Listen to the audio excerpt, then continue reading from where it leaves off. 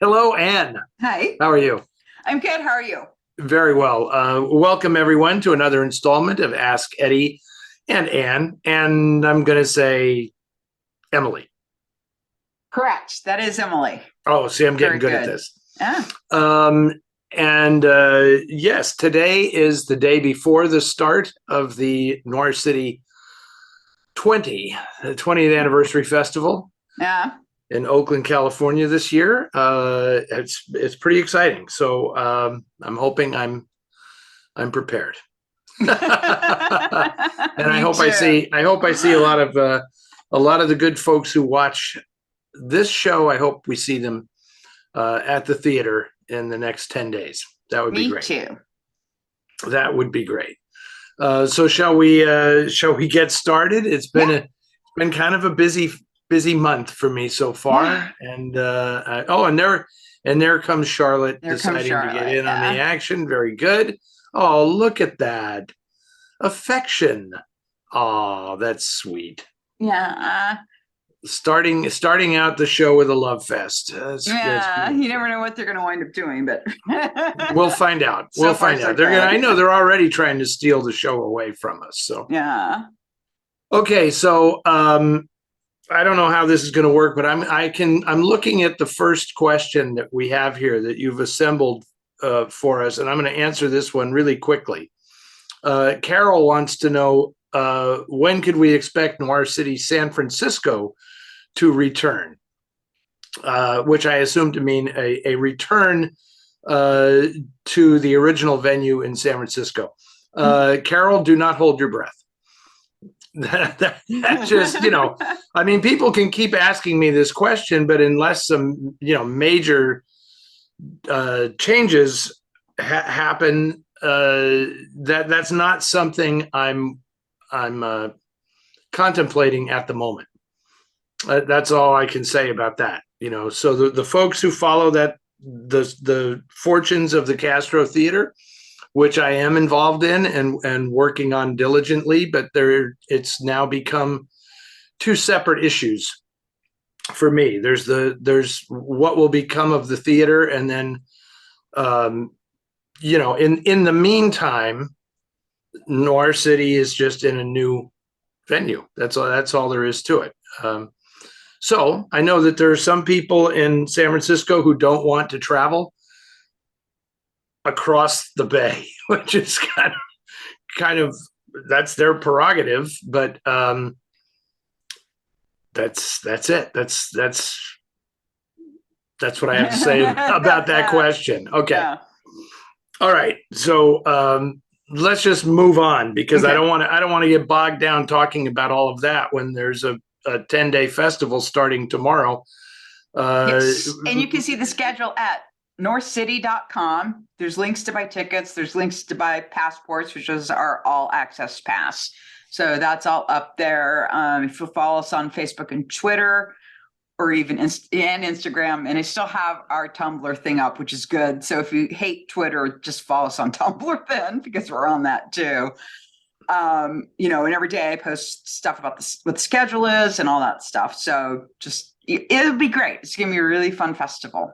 yeah, it's going to be Excited. fantastic. So I'm very excited about it. I can finally say that um, I got all the films locked in finally. I'm Yay! just for the folks who watch this because they're deep inside of it all.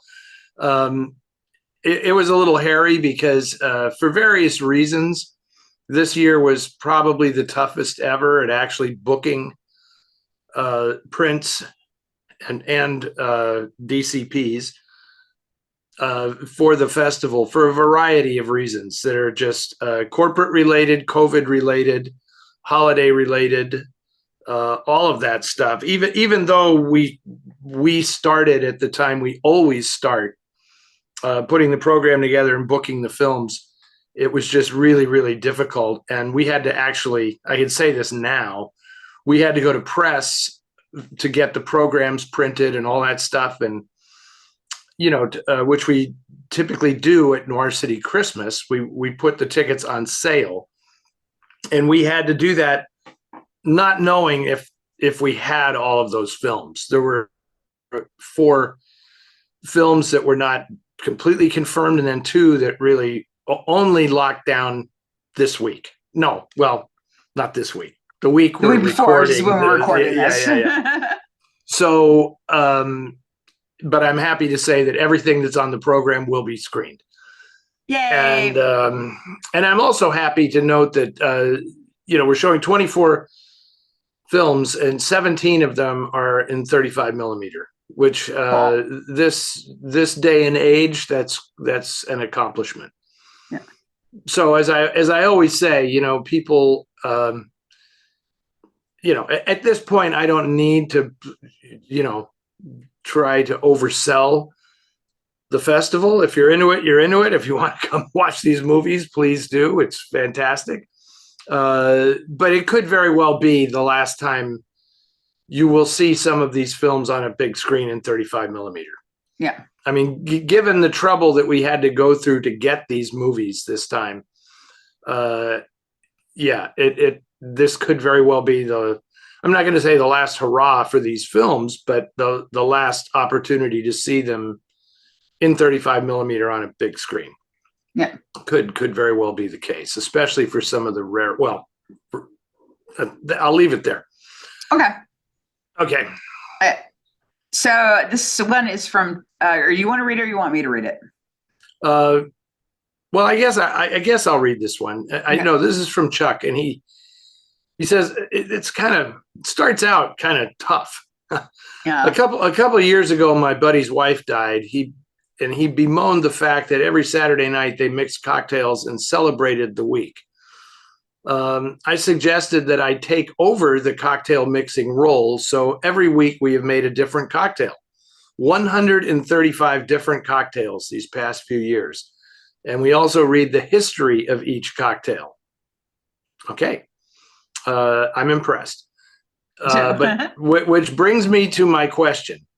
We discovered that gimlets were a favorite of Raymond Chandler and often appeared in his novels. What other classic cocktails that are associated either with a book? What other classic cocktails are there that are associated either with a book or a movie or an author? Thank you, Anne, for positioning this question near the top of the list. Why would that be, Eddie? Because it gives me an opportunity to tell people that this book, Eddie Muller's Noir Bar, Cocktails Inspired by the World of Film Noir, is now, it's not available now. It won't be available until May 23rd is the pub date. But I have an advanced copy in my hands that is pretty great. I'm not gonna flip through this because I don't want to spoil it. It is probably the most beautiful book that I've ever been associated with, certainly that I've had my name on. And that's precisely what I do in this book. There are cocktails in it that are from certain noir films. There are cocktails in it that are dedicated to certain directors and performers for various reasons. But that is a TCM imprint book, so it's coming out from Running Press May 23rd. We're very hopeful that there will be advanced copies available at the Turner Classic Movies Film Festival in April. It's we will not have them for the Noir City Festival. That's not going to work. But the book is terrific. And as for the gimlet, which is in this book, and it is associated with Raymond Chandler in the book, but it's worth noting to specifically address Chuck's question. Chandler became a big fan of those. I guess when he was taking a steamship, the Mauritania, the SS Mauritania, from England back to the United States. I think it was one way or the other. And that's when he was introduced to the cocktail, which then became a favorite. So I don't think the gimlets are referenced in all of his novels. It's just referenced in The Long Goodbye, where I think there are 23 separate references to gimlets in that book, and a whole, not that he had a drinking problem. No, and he rhapsodizes about it. And he would have cases of Rose's lime juice delivered to his house when he was living down in La Jolla. And quite honestly, I find his recipe, as he describes it in The Long Goodbye, to be absolutely undrinkable. It's a cocktail.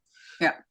It's half gin and half Rose's lime juice, and it's unbearable. I cannot tell you how much respect I lost for Raymond Chandler when I had my first gimlet made his way, because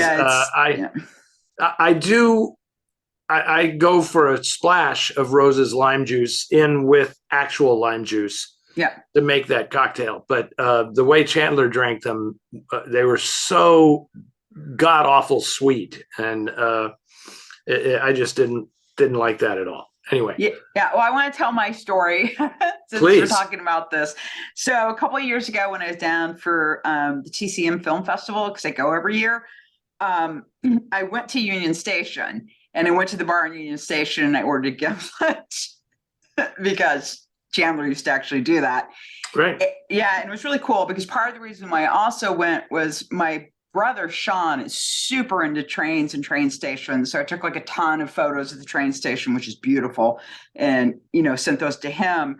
But while I was at the bar, I met this couple from New Mexico, and we got to talking, and they were like, their hobby is to go to all the great train stations that are still in existence in America and like take photos and stuff like that. So I started talking to my brother, and we had the best conversation. And that's like one of the best kind of random bar conversations I've ever had. It was just like, I still think about that couple.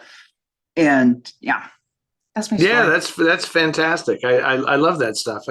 I like to go to, hotel bars. There are all kinds of famous hotel bars around the world. And those are worthy pilgrimages. It's harder than ever to find train stations to go to. There's one I stayed a few years ago. Crawford Hotel in Denver, and that was pretty cool because it's backed up on a train station. Yeah, and it's right downtown. It was a really, really nice hotel, and it was fun because there are good restaurants and things, and you walk out the back, and it's like there's the train station. Yeah, which is pretty great. Greatest train station in my life was in Zagreb, in Croatia. I stayed at the Esplanade Hotel in Zagreb.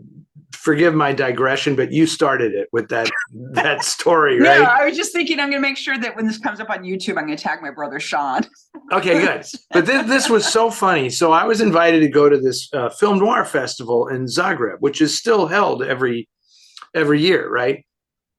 And so they were very kind, and they put me up in the Esplanade is by far the best hotel in Zagreb, and it has an incredible history to it.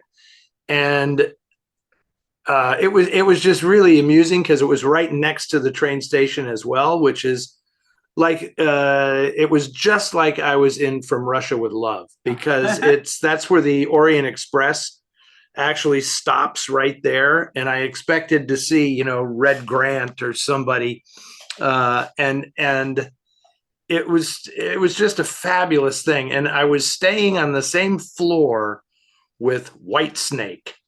You're kidding? How bizarre! They were playing a concert there, and so I would come back to my room and I would see these guys, that looked exactly like what they were, like aging metal band guys, right? And in their bathrobes and like coming from a sauna or something. It was really, really funny. And then my Kathleen wanted to meet this woman who had a clothing line that she'd started there. And we were meeting with her, and it was the weirdest thing. She says, "Where are you staying?" And I we're staying at the Esplanade. And like this black cloud passed over her face. And I said, "Why? What's wrong with that?" And we found out that her grandfather had run the hotel and was killed by the Nazis when they took it and made it Gestapo headquarters in Zagreb. Wow. So, that part of the world has hardcore history. And sometimes as a blithe American, you don't really realize when you're in these places how dark and nasty history has been to some of these people. So she was just a lovely woman, but she couldn't even walk by the hotel. It had such bad memories for her. Anyway, that's all. Little sidetrack there. Okay. Okay. So this is from Joe from Suffolk County, New York. Many of my favorite films noir end in a way that the protagonist would have found disappointing.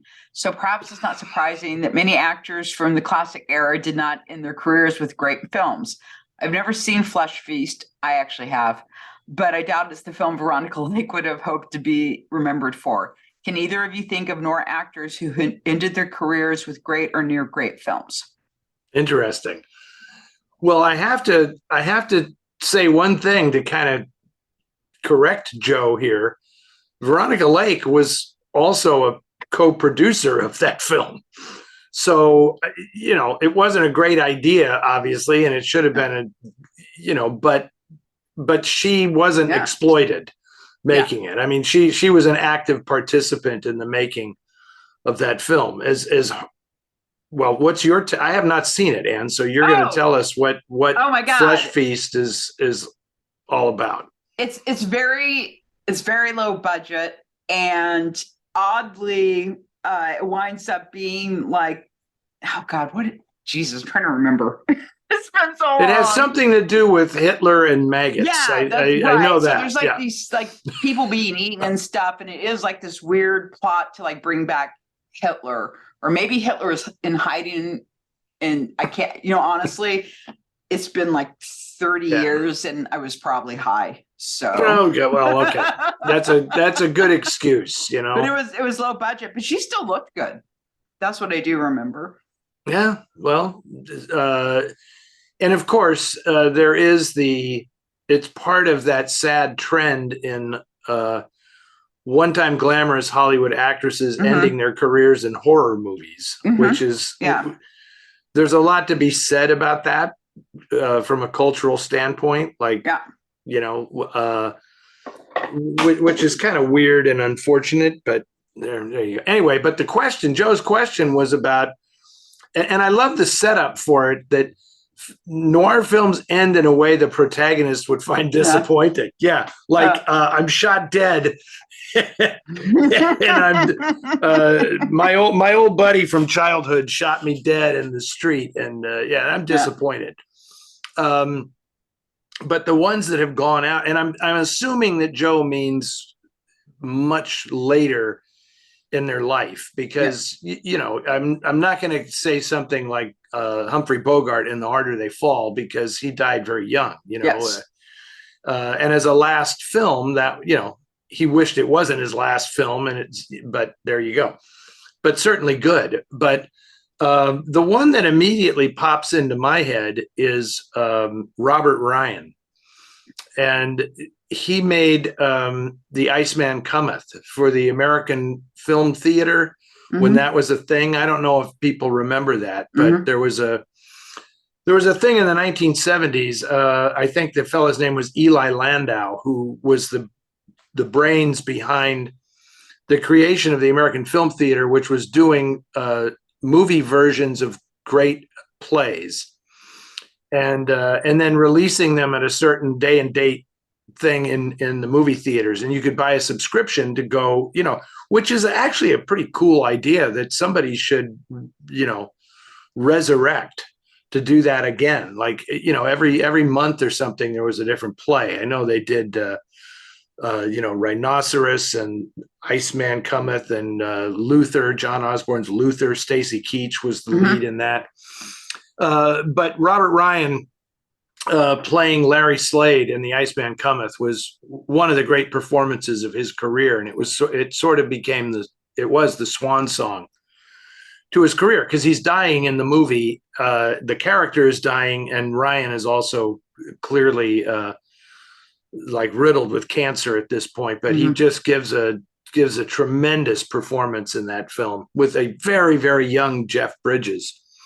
And Lee Marvin playing Hickey. Anyway, that was a really great one. Are there ones you can think of? Well, wasn't Robert Mitchum's, was his actual last film Dead Man? Yeah, with Jim Jarmusch. Yeah, that was great. Yep. And Mitchum had a lot of really kind of cool performances all the way through. His it's easier, I think, for guys than it is for it's easier for actors, male actors, to sustain the career. But I'm thinking now of Chilly Scenes of Winter, which was a really good film that gave Gloria Graham a great part late, so that she didn't have to have those horror movies as the last films on her resume. I think Chilly Scenes of Winter was the last movie that she made. Yeah. And she's terrific in it. I'm trying to think if there are any. I mean, it's funny, this didn't happen, but the one I thought of was that Richard Conte was going to be the Godfather. Yeah. Until Brando agreed to do it, and then and then he ended up playing Barzini instead. With a small, tiny role, but that's kind of interesting to think about. I'm trying to think if there are any others. I know Richard Widmark kept acting. He never had a big role that was, but he played supporting roles up until I think the 90s. I'm sure people are chiming in with many more, but that Robert Ryan one is the one that really and of course the person who had a huge comeback, now this occurs to me, was Sterling Hayden. Mm-hmm. Sterling Hayden, it's like there's two careers there. There's the Hollywood career, then he disappears. He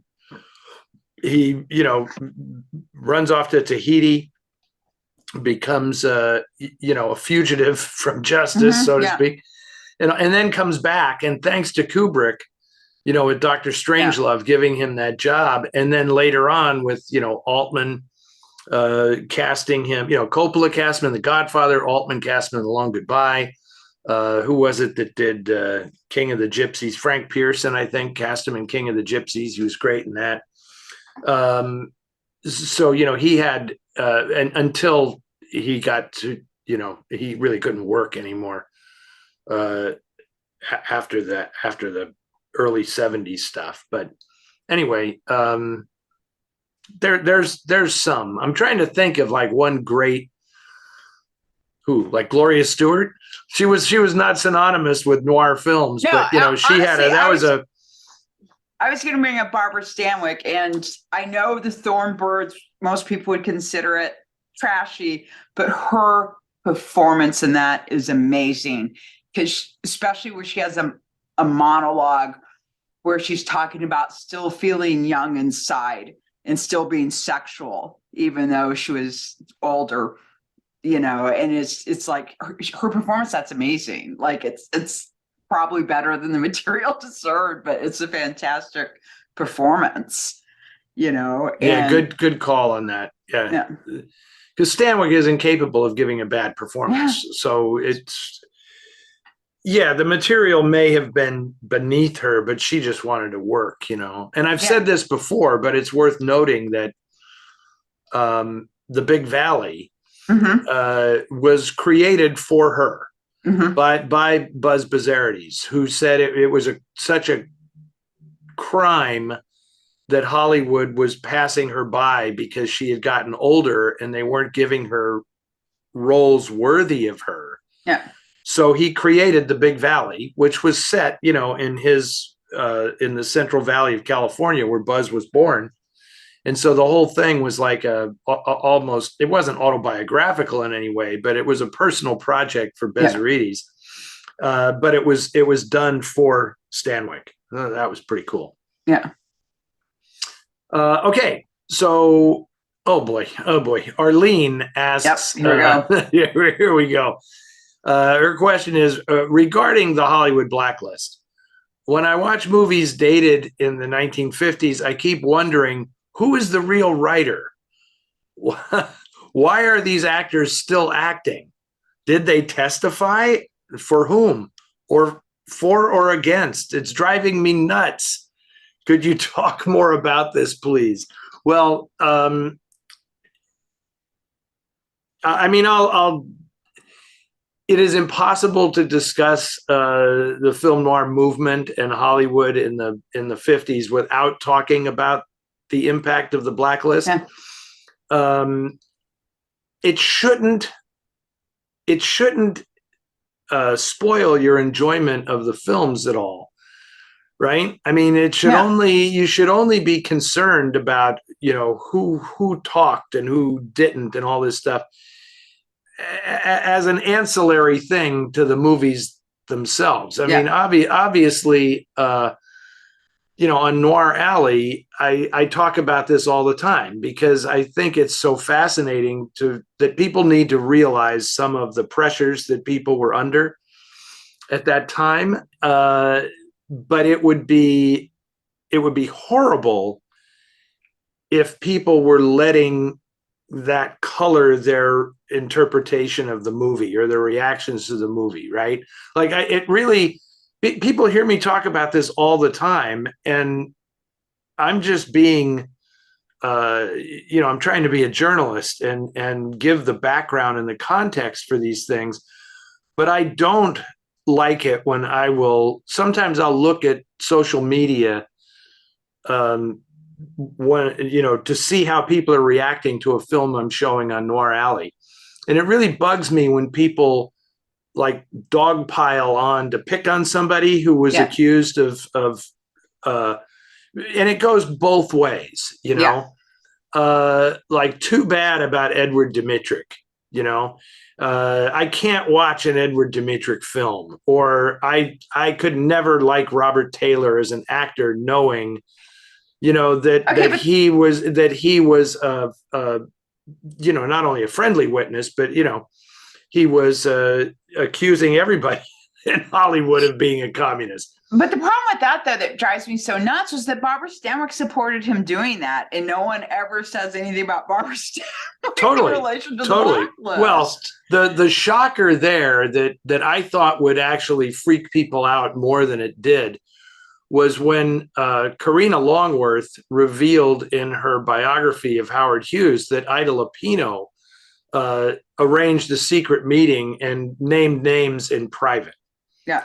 Right. Which, given Ida's newfound, you know, feminist icon status, and that she can do no wrong, to learn that and have that supported, because Karina is a very, very good journalist and she knows what she's talking about, you know, was disheartening. Yeah. Just as it's disheartening to know that Sterling Hayden, you know, did the same thing, you know. But my approach to all of this was deeply colored by meeting Abraham Polanski in the late 90s, and just talking with him about it and seeing how, because here was a guy whose career was literally derailed by the blacklist, but to hear him speak about it in forthright but non-bitter terms, and his you know, the way he felt about Kazan getting that honorary Oscar had little to do with the history of it. And it's just like, I don't think he should be rewarded, given how many careers, you know, he affected by naming names. But Abe himself was not a bitter person. And he said, we were all victims. And while I don't entirely subscribe to that, I do subscribe to the notion of someone who was a victim taking that high road. And saying, you know, we were all victims. And in a way, it's like you shouldn't have been put in a position where you were forced to choose one way or the other. Yeah. And, you know, beyond that, it's, I get it, Arlene. It's hard not to obsess over it, but I do not let the reality of that distort my appreciation for the films or the performances or anything like that, you know. that's, you know, I watch John Wayne movies. I love to watch Ward Bond as a character actor. Yeah. Walter Brennan is great. He was a rotten person. Yeah. Walter Brennan was a rotten person.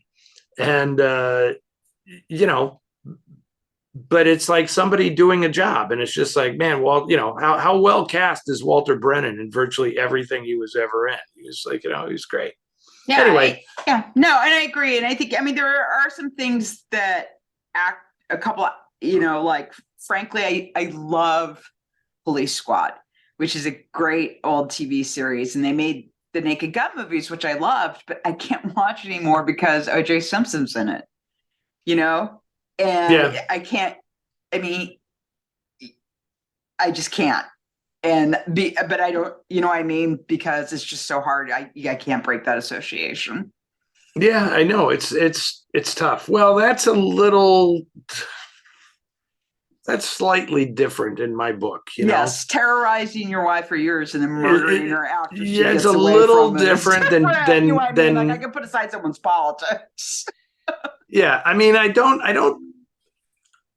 Yeah, I mean, I said what I had to say about that, I guess, but it is a little different. Like political pressures and how you deal with it are different than personal pressures that result in you murdering somebody. Yeah. I think they need to be dealt with in a different way, you know? Yeah. So, anyway, you ready for the next one? I'm ready. And this is Jeff from Brooklyn. What is the relationship between film noir and Hollywood movie serials from the 30s and 40s? There are a few serials considered crime dramas or thrillers in 13 glorious chapters. Are there any movie serials that you and Anne might consider film noir? Well, did you write this question, Anne? Did you slip this in so that you could talk about your? But now, okay. Now this is an interesting point here. Are we talking about movie serials? No, yeah, he's talking about serials. You know, as opposed to a movie series. Correct. So he's talking about actual serials. Serials that end with a cliffhanger, and then there's another chapter that you get to. I don't know about that. I mean, I was going to say Dick Tracy at RKO.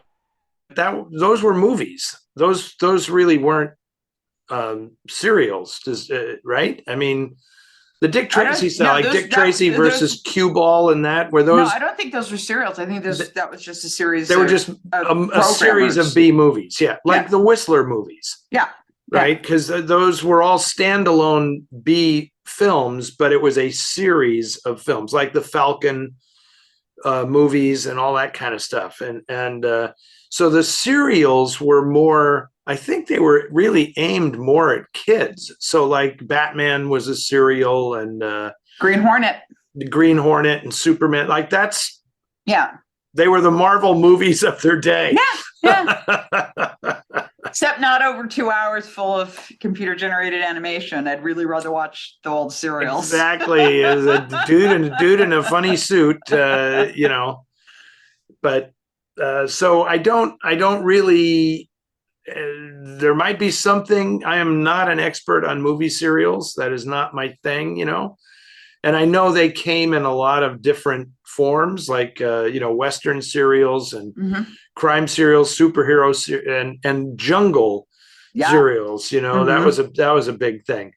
And I, just like today, where I have very limited attention for following episodic television for a long period of time. Likewise, I never got into movie serials because of that. It's like I like a self-contained thing, but so I wish I had a better answer for you. Who was that? Jeff from Brooklyn. Jeff from Brooklyn. Yeah, I mean the serials that I've seen, none of them were film noir, but I haven't seen every serial. So. Exactly. Yeah. Okay. So now I'm going to say this is our buddy Michael again in Post Falls, Idaho. He tees them up for you, Anne. Like he right? More than once, Anne has expressed her fondness for the Whistler radio program.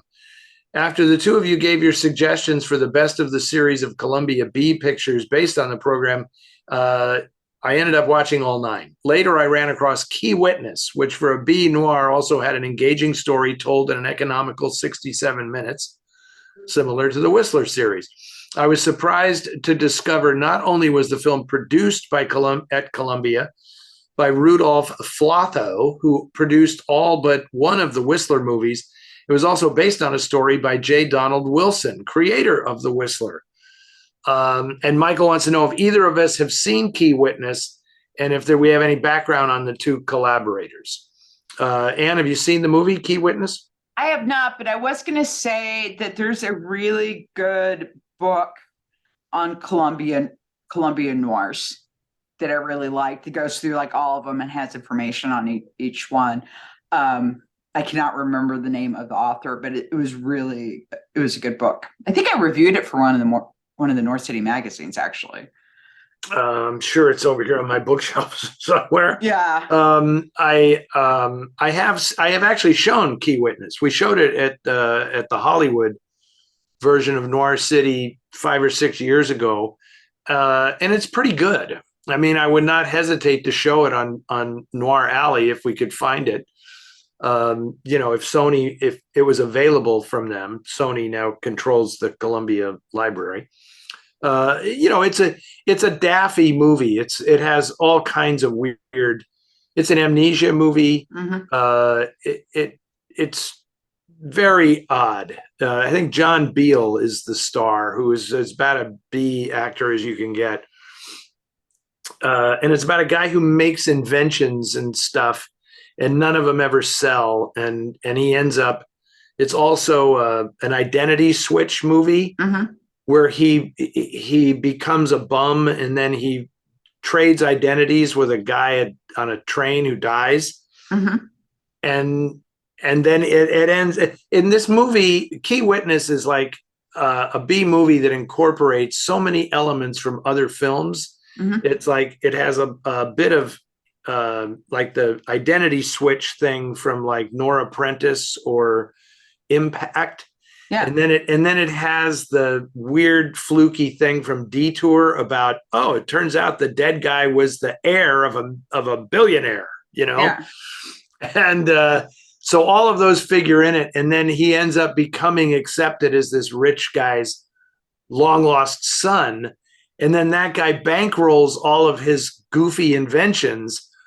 But then the wife that he's left behind, because I think she was cheating on him with some guy, they find one of these inventions and say, John created this or something, and somebody stole his idea. So they sue for their long lost friend on his behalf. And then it spoils his whole new life because it's revealed that it's him, Yeah. Anyway, sorry, I just gave away the whole plot, but I really, really want to see it now. It sounds so good. Yeah, and all of that plot is 67 minutes, which is what you love about a B movie. That's my favorite thing about a B movie is like how fast the plot is, how they manage to get so much plot into such a short amount of time. And it's funny because I've had people, like there's been just a couple things that have come up and I was like, I didn't want to see them in the theater because they were over 2 hours, and people kind of make fun of me about that, but it's like, yeah, but I watch these film noirs, they're like 70 minutes and the stories are way more complicated. I'm sorry, does this film really need to be over 2 hours? That's all I'm saying. If it does, it does, but most of the time it's like, could you just trim this?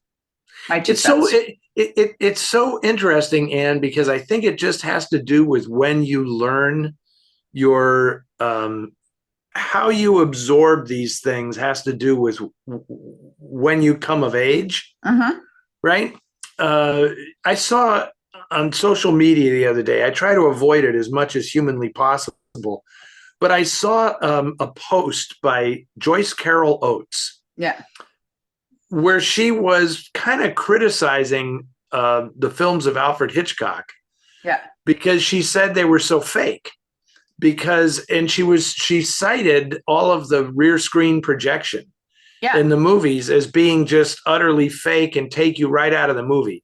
And And at one point, because Joyce Carol Oates is a very sensible, intelligent woman, she says, is this something that was once acceptable to a movie-going audience? And, I didn't reply, but it's like, yeah, of course it was. People just, their brains just adjusted to it because, yeah, the first time they see it, it's like fake. They're not really in that car driving. But then you just put it aside and it's like, oh, that's how they tell the story, I guess, because they can't actually go out and do this on the road. So people just adapt. And that's the way I feel about 67-minute B movies. It's like that's part of what they are, is that they're not believable in any way. Oh, yeah. But who said they were supposed to be believable, right? When you and when you see, Cary Grant and Grace Kelly driving in To Catch a Thief, and they're not actually in that car for the close-ups when they're driving around the Riviera, it's like, who cares? It's Cary Grant and Grace Kelly. It was like the guy when I showed Niagara once, and the guy came out to complain that it was digital. Right. And I said, why do you know it's digital? And he goes, because there's a very faint blue line around the frame at the corners of the image. You can see it. That means it's digital.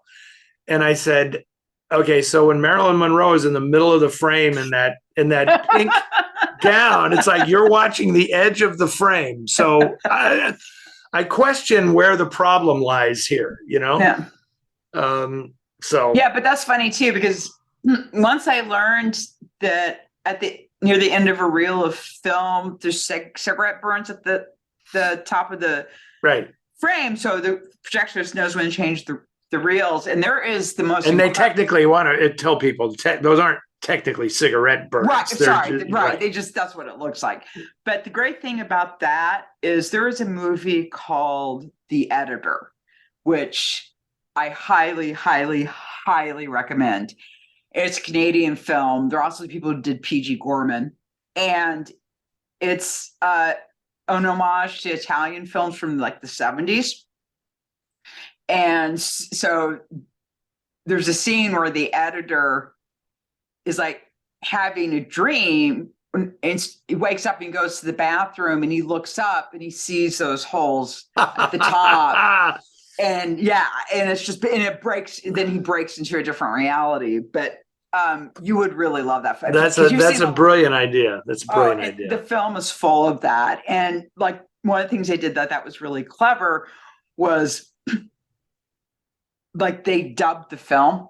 So everybody's speech is slightly off from when they're talking, because they did that. Italians don't do sync sound, and then the whole plot and stuff. But it's kind of fun but if you do watch it, you actually have to watch till the very end of the credits, because they put in a post-credit scene that's actually really important to the story. I do not know why they put that scene in quite that far through, but it's actually really important. And luckily I was just running it out because Shudder, otherwise it keeps showing up on your playlist as you haven't finished it. So if you do watch it, which I think you really, really enjoy it, make sure you watch all through the credits. All through to the end. To the end, because there's an end credit scene. And also in the credits, the name of the editor of the film is the same name as the character, the editor in the film. Oh, okay. Very, very good. Very good. Yeah. Oh, God. I'm so glad I got to promote that film. Sorry. Okay, good. Good. Film. Thank you. Thank you very much for that. Okay. I recently introduced a friend to film noir who was unfamiliar with it. I wondered what would be a good film to suggest that he see. Many came to mind, but the one that I kept thinking of was Leave Her to Heaven. It is one of my favorites for a number of reasons, not the least being the performance of a fellow Brooklynite, Gene Tierney. What are your thoughts on the film? P.S. When are you bringing the festival to New York City? Okay. That's a John from Brooklyn, New York. Okay, John. Leave Her to Heaven would not be anywhere near my first choice to show to somebody to introduce them to noir, just because it's in lush color, right? And people always debate whether or not a color movie is actually film noir. And I mean, it's interesting. I certainly do consider it to be film noir. I just think that presenting that film first to someone as an example of film noir will, in the end, probably confuse them more than help explain anything to them. You need to show them Double Indemnity or Out of the Past or something like that, and then work up to showing Leave Her to Heaven and say, the protagonist is has some mental issues, and it's really mostly in noir films where you find that, right? The unreliable narrator and the unbalanced protagonist. Anyway, as for bringing the thing to New York, I have no idea. I mean, many attempts have been made to do that have fallen by the wayside for various reasons. So, like I said about going back to San Francisco, I wouldn't hold my breath.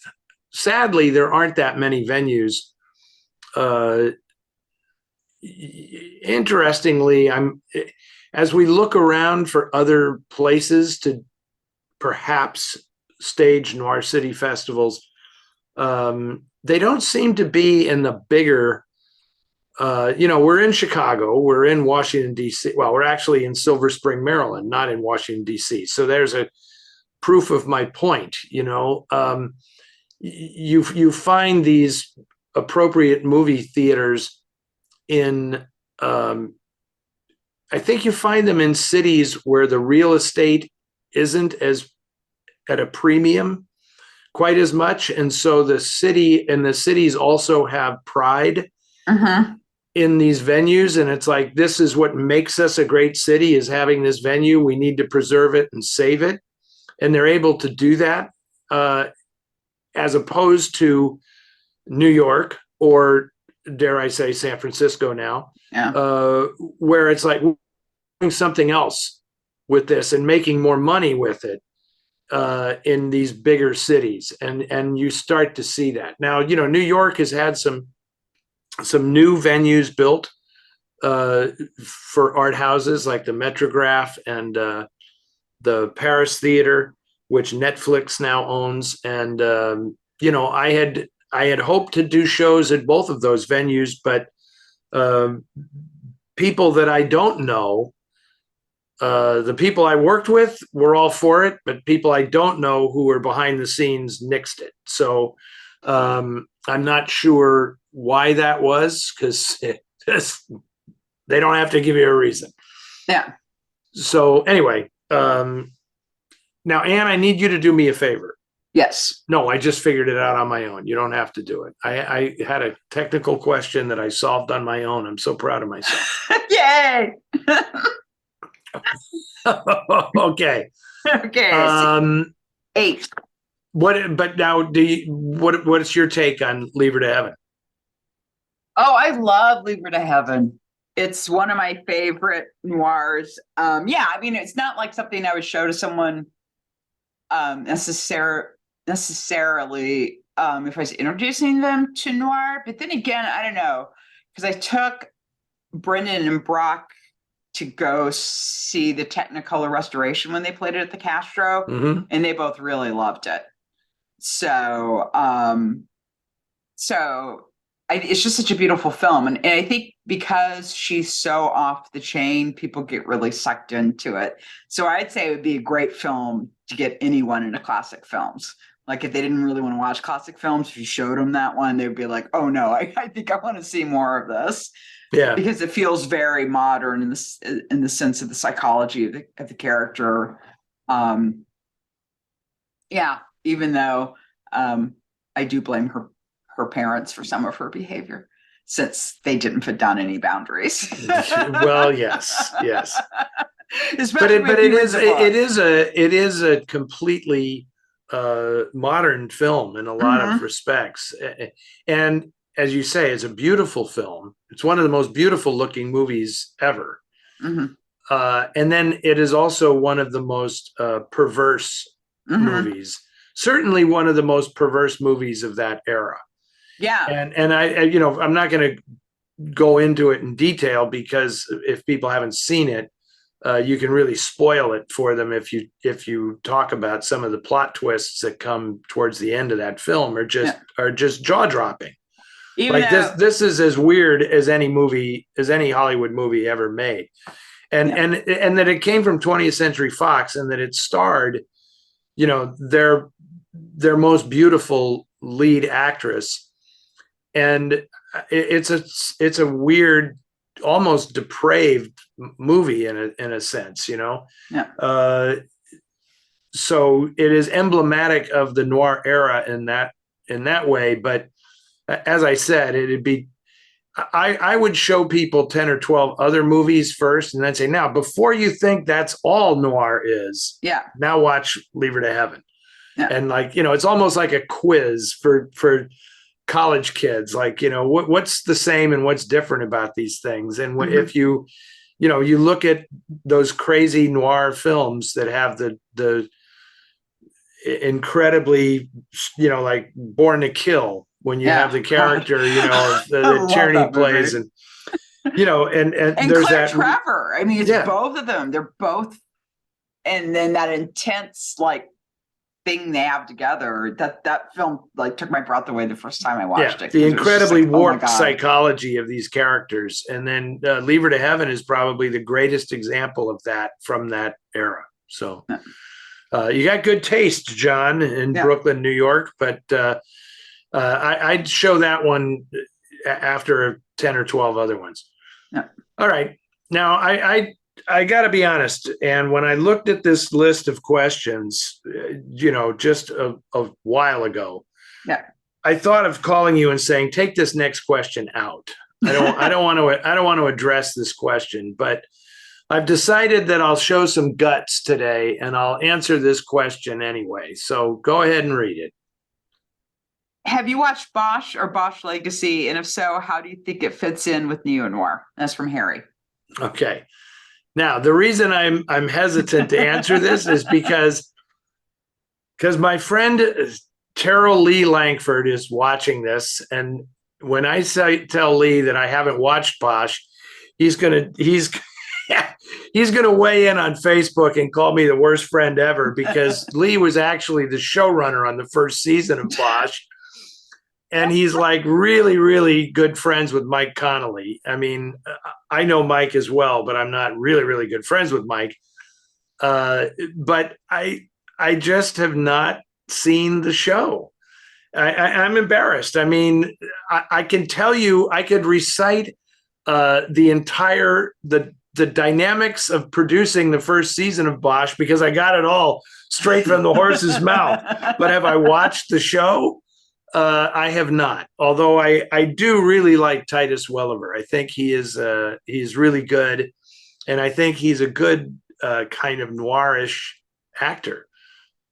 But I have not seen the show for some of the reasons that I have described. It's like I resist being hooked on episodic television, even when it doesn't have commercials in it. But I will at some point get around to it. But I'm gonna take the expedient excuse of blaming my wife because she doesn't like cop shows. And so, whenever during COVID it was like I thought it was time to finally catch up on Bosch, she would say, "Can't we watch something else? I don't want to start watching a cop show, So there, Mike, Lee, blame Kathleen for my not having seen the show yet. She just won't let me.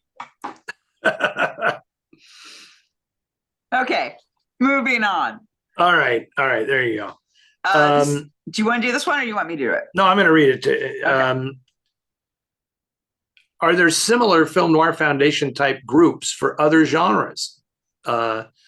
Musicals, monsters, westerns, and are they as well organized as the Film Noir fraternity? Asks Phil in the Boston area. I've always wondered why there aren't more groups like that, but the answer is that I don't think that other film genres, if you want to call it that, um, have withstood the test of time for a contemporary audience as well as noir has, which is why I don't think you're going to. I mean, you'll see groups dedicated to these things, and they usually, like Lone Pine does its Yeah. Western thing every year, and it's like a way to celebrate the genre that people love, right? Which is different than what we do, which was essentially starting with a film festival and then using the proceeds from the festival to fund the restoration of films. The only other group I know of like that is the San Francisco Silent Film Festival, which is, right, it's not a genre, it's just silent film, right? And they show all types of silent films. Unless people now, I mean, you can't really call silent film a genre. It's just, they're just silent films. And they, at a certain point, I think, honestly, kind of inspired by what the Film Noir Foundation was doing, they started getting into the restoration of films as well. And it's terrific, and, but those are the only two I know of it. And I guess, is it coincidental that they're both based in San Francisco? I don't know, but, and that they both started at the Castro Theater, but I don't know. If anybody knows of anything else like this, please let me know. I mean, what would make me really, really happy is because, there was a recent film noir festival in the UK that showed a number of our restorations. And I would love it if, these things became popular enough that there were people overseas doing this who could use our model to restore films from their countries. Yeah. Right. I mean, that would be fantastic. Some countries don't need that. Other countries need it desperately. Yeah. But the answer to your question, Phil, is not many. I don't think there are musical preservation societies or screwball comedy societies or any of that. I just there maybe there should be, but I'm a little surprised that it hasn't happened for science fiction, because I think that horror and science fiction are have always had a huge, I don't know if I even want to use the word cult following, but horror films, I grew up with Famous Monsters of Filmland magazine and all that kind of stuff, and so there's always been this passionate cult around horror movies and science fiction movies. So I'm a little surprised that there isn't a group like the Film Noir Foundation. I know there's one for 3D movies, but again, that's not a genre. That's just a type of film that was, in its time. Like silent movies were of its time, and the 3D movies that they celebrate were the original ones. I mean, obviously there's 3D movies now, but anyway. Yeah, but I think with horror, the interesting thing about that is a lot of the studios that own horror franchises and independent horror and people who own rights to horror, like horror gets distributed a lot. Like even like really rare stuff, because there's there's several imprints. I don't know, is it an imprint when they release DVDs that really, like, you'd be surprised what you can find in horror films and stuff that's like completely obscure, because there's always money in it. So people are much more willing to release it, and even to do nice digital restorations of it for release, because like you said, there's a built-in audience, which means they can always make money. Horror is always a moneymaker, is what it comes down to. That's true. That is true. Which we'll discuss in a short while, because I saw the menu. I watched the menu the other day, so we'll talk about that. Okay. And this is from Harry. I'm going to let you answer this first before I say anything. Okay. I understand the appeal of Barbara Stanwyck, Ida Lupino, and Joan Bennett, but can't understand the appeal of Joan Crawford as an actress, except in a camp way. She overacts constantly. Her films always follow the formula of a poor girl who works hard to become successful, no matter what it takes to accomplish it. What am I missing? I just watched Harriet Craig and found it overwrought. I even found this true of Mildred Pierce. Harry, get your head on straight, Harry. No, I know a lot of people feel this way about Joan Crawford, and I guess I'd be lying if I didn't say that I kind of felt that way once as well, because you were told that, you know, and you know, Crawford had such a long and interesting career. Now, I have no interest in comparing actresses. I mean, everybody knows by now that I think that Barbara Stanwyck is the greatest actress in the history of motion pictures. And I think that Ida Lupino is the most talented woman in the history of the movies. But beyond that, I have no interest in comparing like who is the greatest actress. You know, it doesn't matter to me. I think that there's a point at which Joan Crawford became the caricature version of Joan Crawford, which should in no way reflect badly on the entirety of her career. You know, I think the last time we did one of these, we talked about Sudden Fear. There's nothing campy or, you know, about Crawford's performance in Sudden Fear. She's great. She's just great in that movie. And she plays a rich woman. She didn't have to struggle. She's an heiress in that, and a successful playwright. Yes. Just pointing out. Yes, but it was the thing I object to in this, the way she is defined here, is I wonder if I'm trying to think of a man that it would be appropriate to say these same things about, because at a certain point, Joan Crawford had the power after her comeback at Warner Brothers, and she became a money earner again at quote unquote middle age.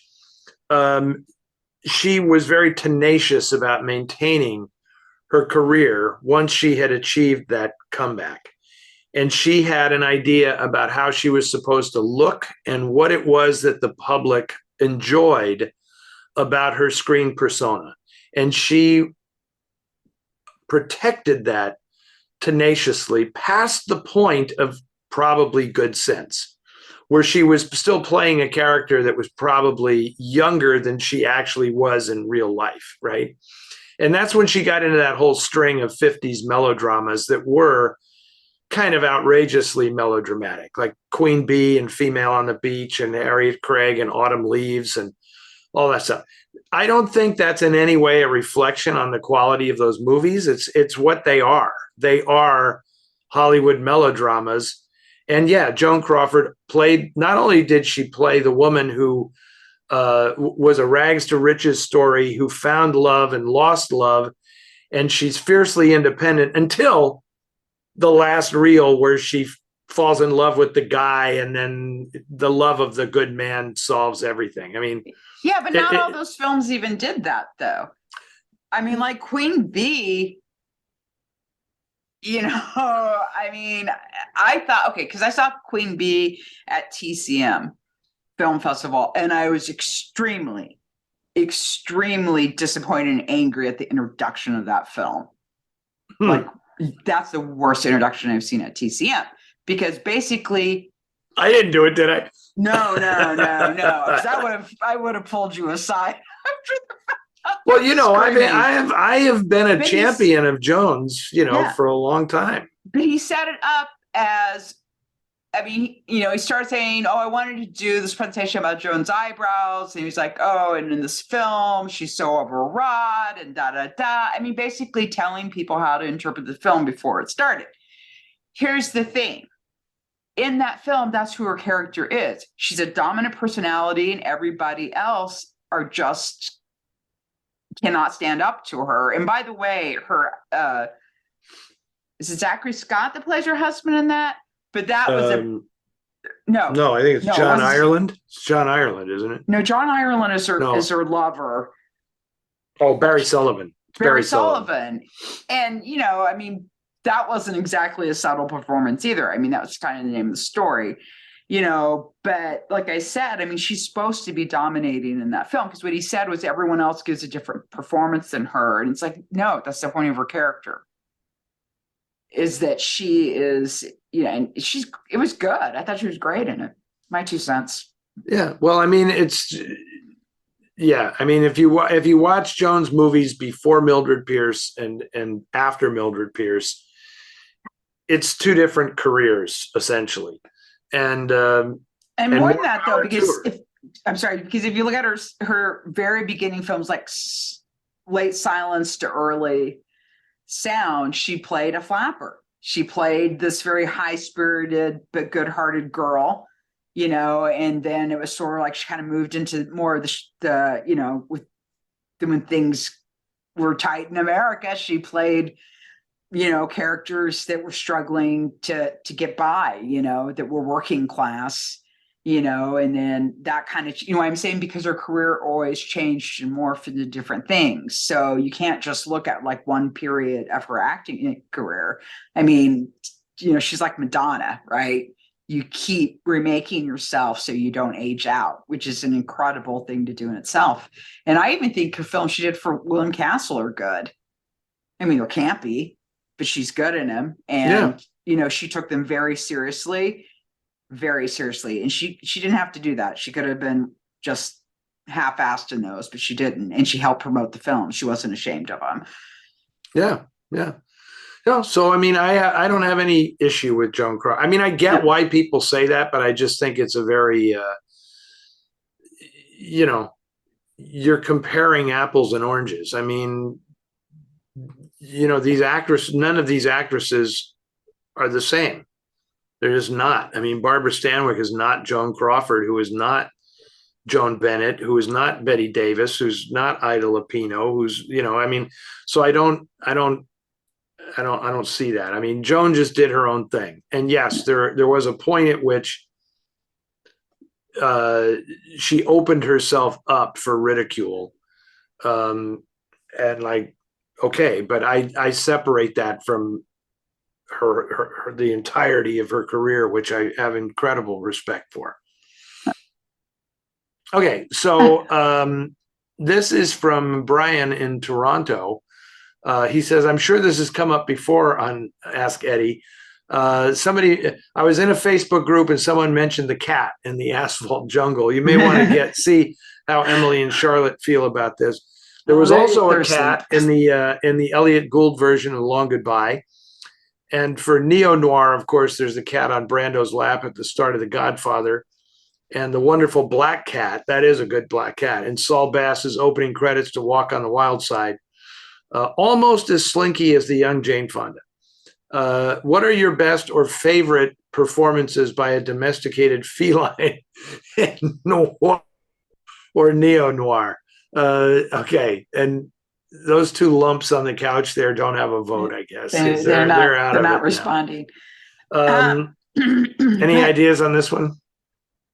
Well, this Gun for Hire, that's what I immediately think of when I think of a cat. And of course, my dad's favorite was The Third Man. Yes, the cat that introduces Harry Lime in The Third Man is a pretty great cat. I'm embarrassed to say I did this for Noir Alley. We did a whole promo for Noir Alley on the cats of Noir. And those three were certainly in it. Gus's cat in the Asphalt Jungle, the ones we just mentioned. There's also a good cat in The Uninvited. There's a good cat. You know that picture with Ray Milland, and I like that movie a lot. Yeah, me too. But I gotta admit, beyond that, I find I have to refer to Sharon Knowles' article on animals in noir. Yeah. But Sharon wrote that piece about animals in noir, and mostly it's dogs, because they're more active than cats.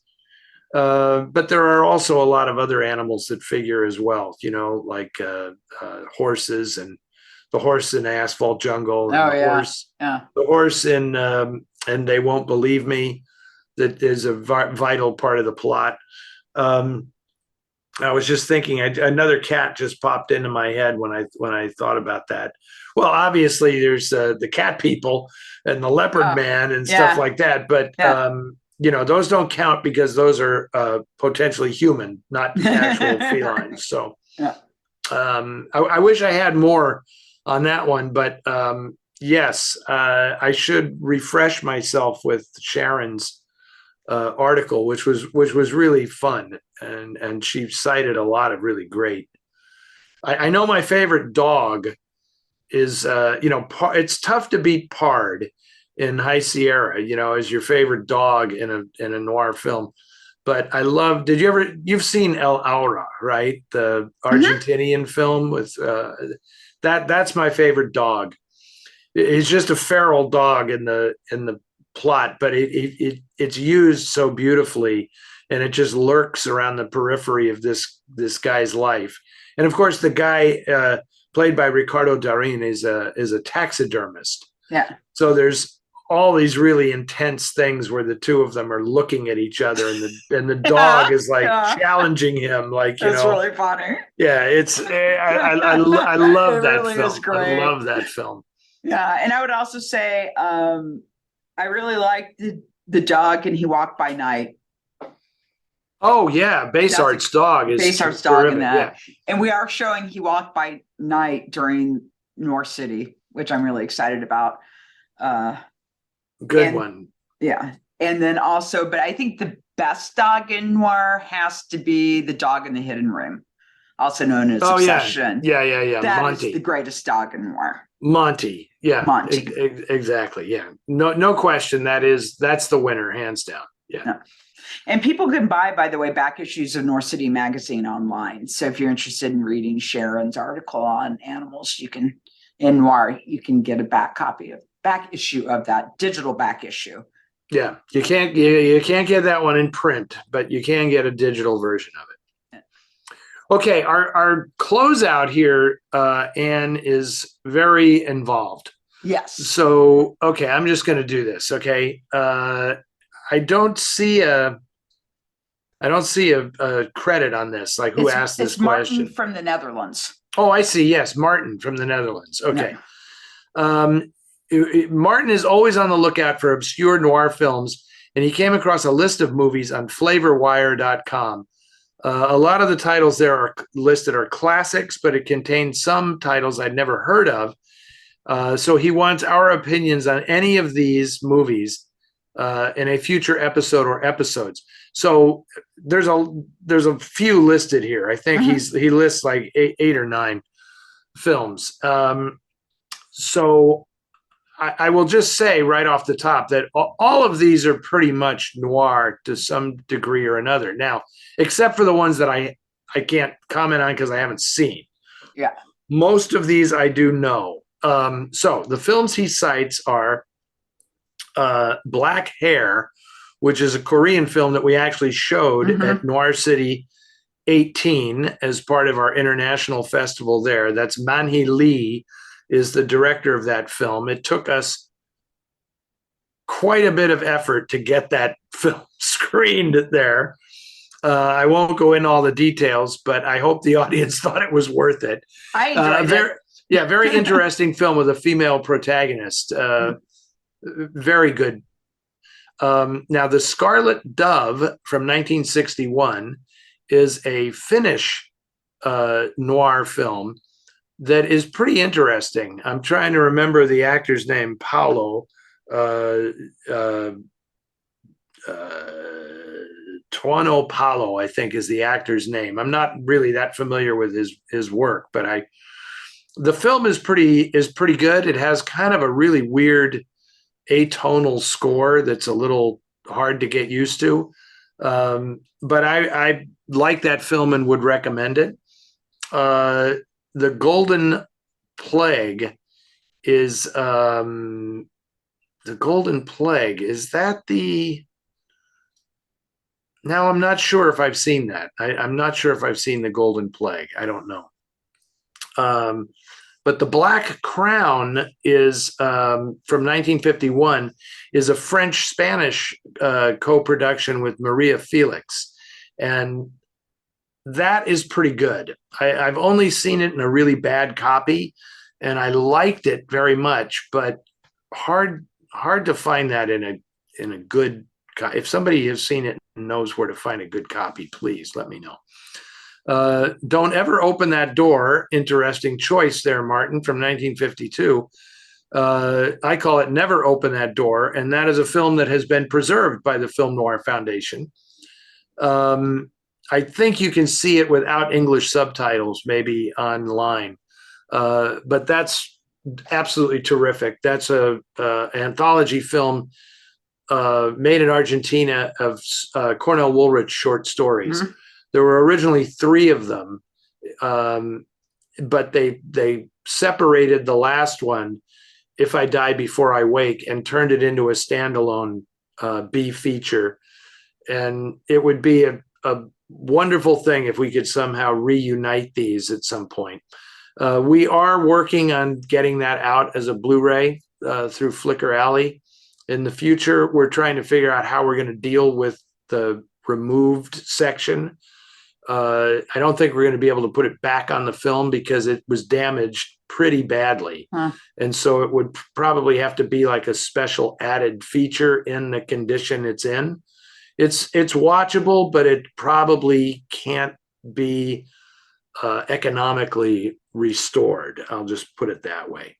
Rosaura, and chime in, Anne, if you know any of these films and have seen them. I was just going to say, Don't Ever Open That Door. I really liked. I mean, it's Cornell Woolrich stories, but we played that at one of our international festivals. And it was really good.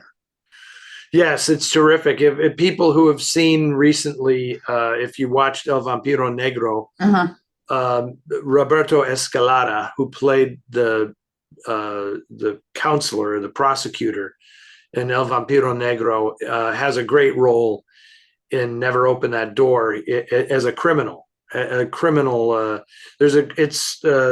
called The Hummingbird Comes Home, and it's about a gang leader of they're jewel thieves, and they're on the lam, and one of them is shot. One of the gang is shot, and he brings the gang back to his childhood home to hide out, and where his mother and sister live now.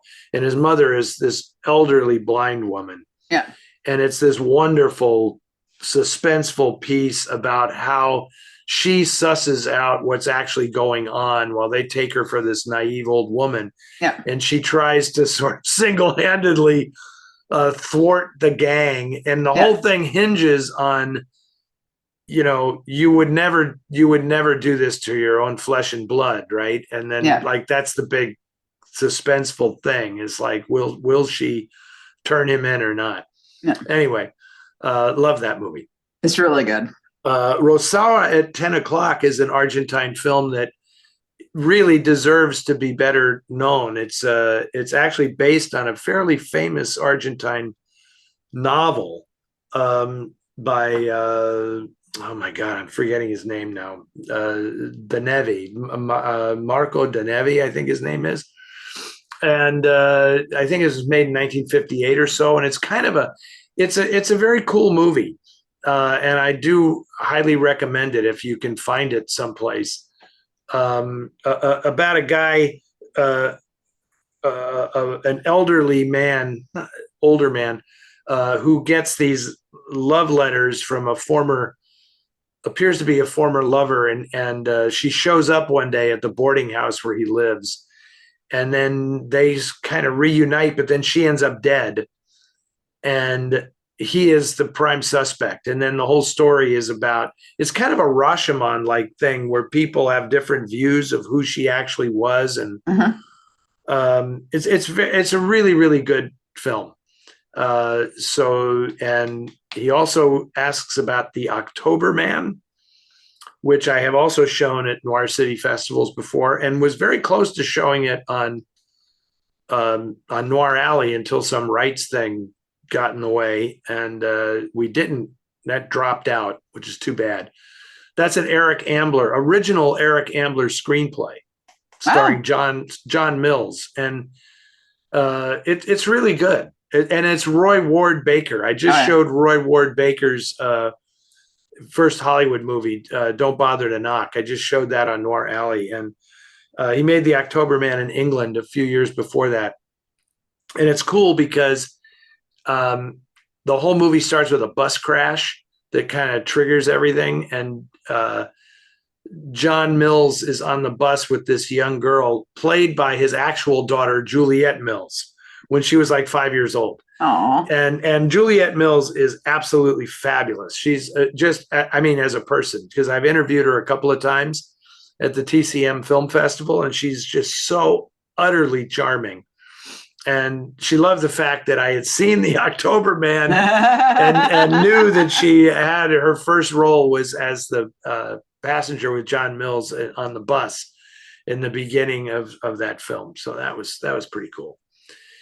There's a lot of films here that Martin asks about, including The Scavengers, 1959 movie directed by John Cromwell. I would love to know how he got that gig, because that's a movie made in the Philippines, or it was a Philippine production shot, I think, in Hong Kong with Vince Edwards and Carole Omart. If you remember Carole Omart from The Scarlet Hour, she was kind of hot stuff for a brief moment in the 50s, as was Vince Edwards. Yeah.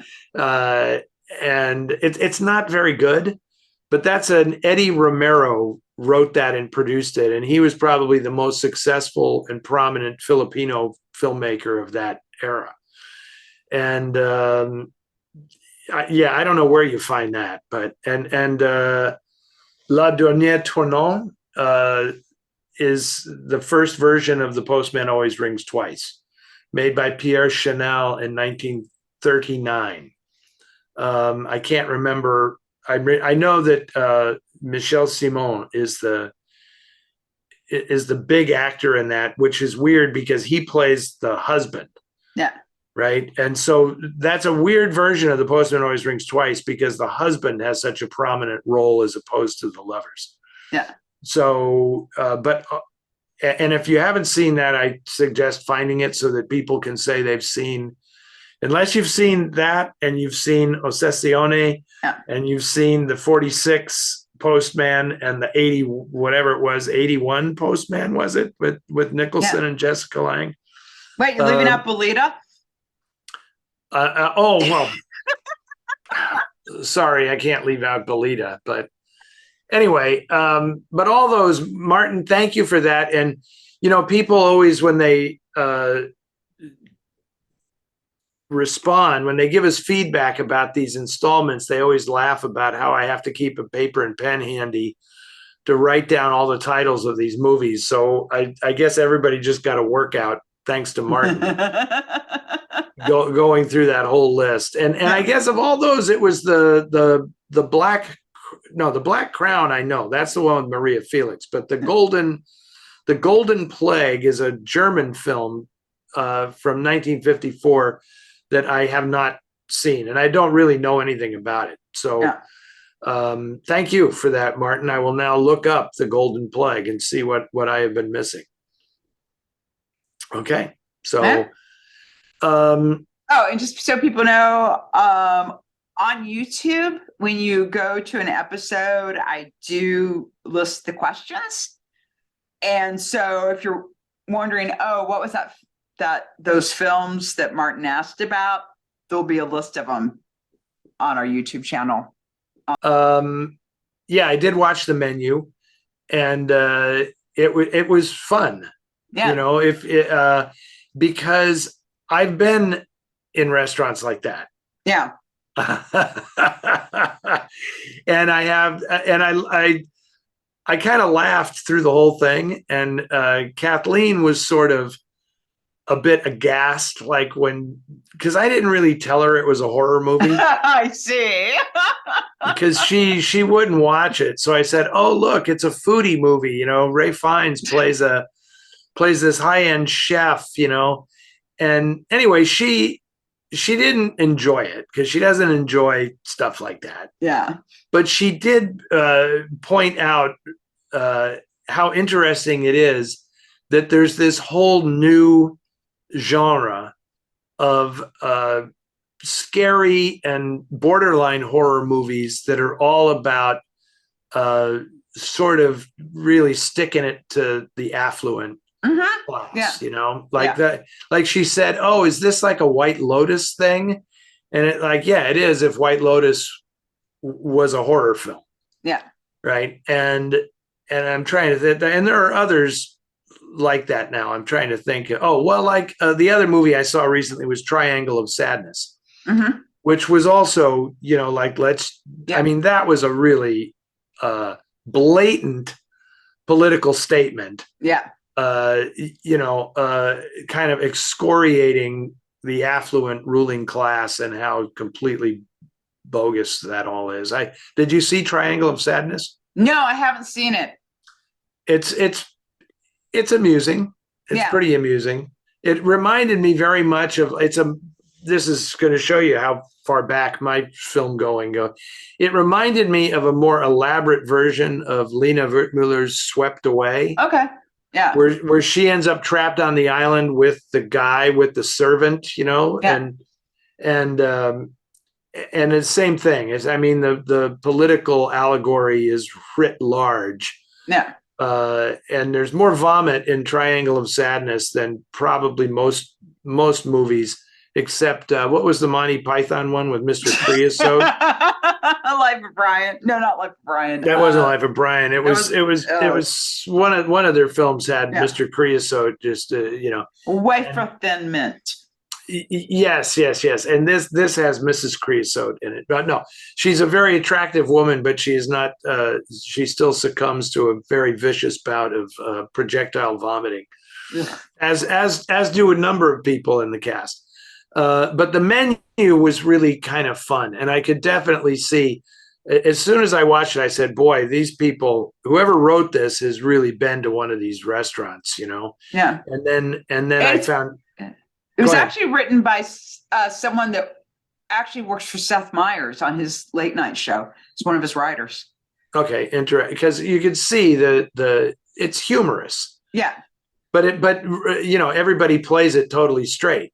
Yeah. So, which is a thing about horror movies, of course, is the comedy is just like laughing at the guy who slips on the banana peel. I mean, it's like you're laughing because it's them, not you. Right, exactly. And they're trapped in this horrible situation.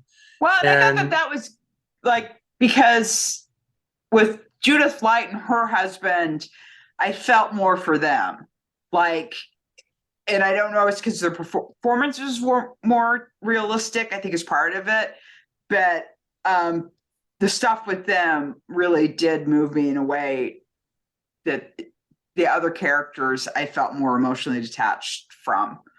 Yeah, exactly. Of course, and you were right. Judith Light is great in the film, and in some ways, her performance is so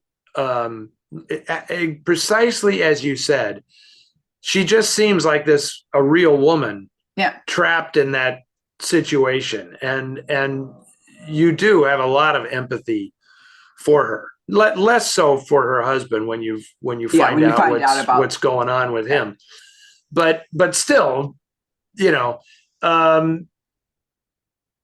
but I liked the movie very much. I mean, the bros, the tech bro guys, I was like, I hope they go first. I hope they go first, If you live in San Francisco, you're going to have that immediate, that's who you want first. Oh, yeah. The arrogance. Do you know who we are? Do you know who we are? And I just, it's like, yeah, and that's why you have to go first. Yeah, and I do want to say, I think it'll be interesting because I think that Ralph Fiennes might get nominated for that. But I can guarantee you, if he does, they're going to refer to it as a thriller. But that is a horror film. The level of violence in that is a horror film. Oh, I don't see it as to know it because I think it was a great film and I think it's really funny and people enjoy it. But just to be prepared if you watch it as much as, and the thing was, is the trailer for that played in front of like every horror film I saw for like 6 months. Yeah, but very, very smartly, I think Yeah. the filmmakers don't tip their hand in the trailers. They don't show anything horrific in the trailers. They just, it just creates a mood of like, what the heck is this all about? You know? Yeah. Cause where is this going? You know? Cause I thought it was going to be like a most dangerous game thing. Seriously, I see. That's what I was thinking. Which there is one passage that clearly like refers to the most dangerous game, but yeah. And I thought there would be cannibalism, which there is not. There was not. Yeah, you did think that was coming. You did think that was coming, you know. Yeah.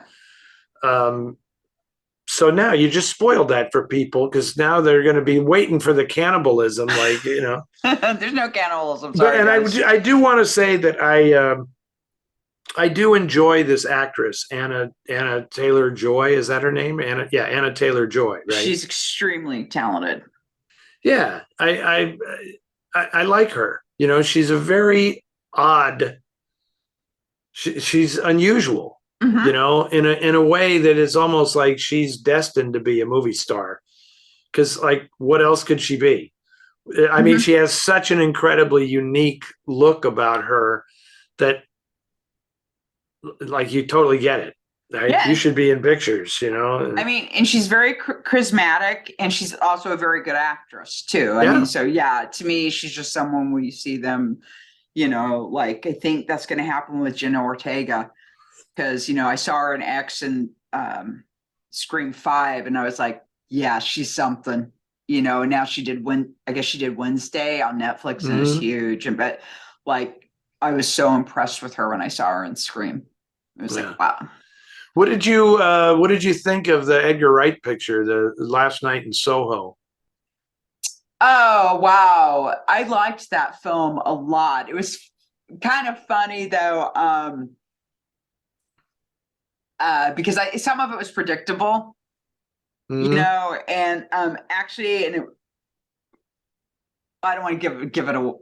I know it's hard to talk about that movie without giving it away. But I thought, like I said, there were things I definitely saw coming, and it's also the only film because at one point our heroine is trying to get away from someone, and I'm like, and I literally shouted at the TV, "Would you just kick her?" And then right at that moment, she kicks her.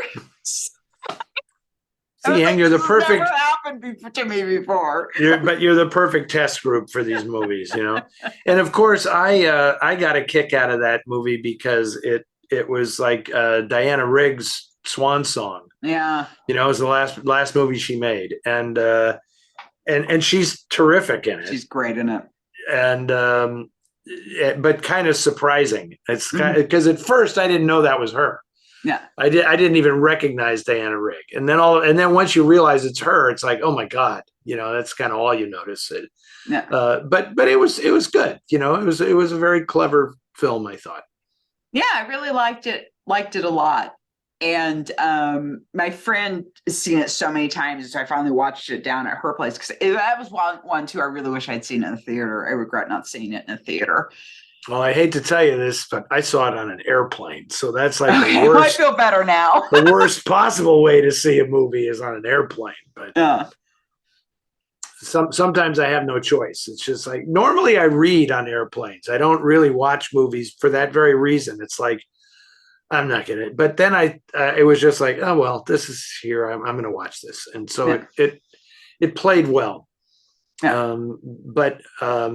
Anyway, I don't know if I'll watch it again, but it was okay. Okay, so okay, everybody. Tomorrow is the big day, the start opening of NOIR City 20 opening night. Tomorrow night, I will be wearing something other than this. I hope I will be presentable.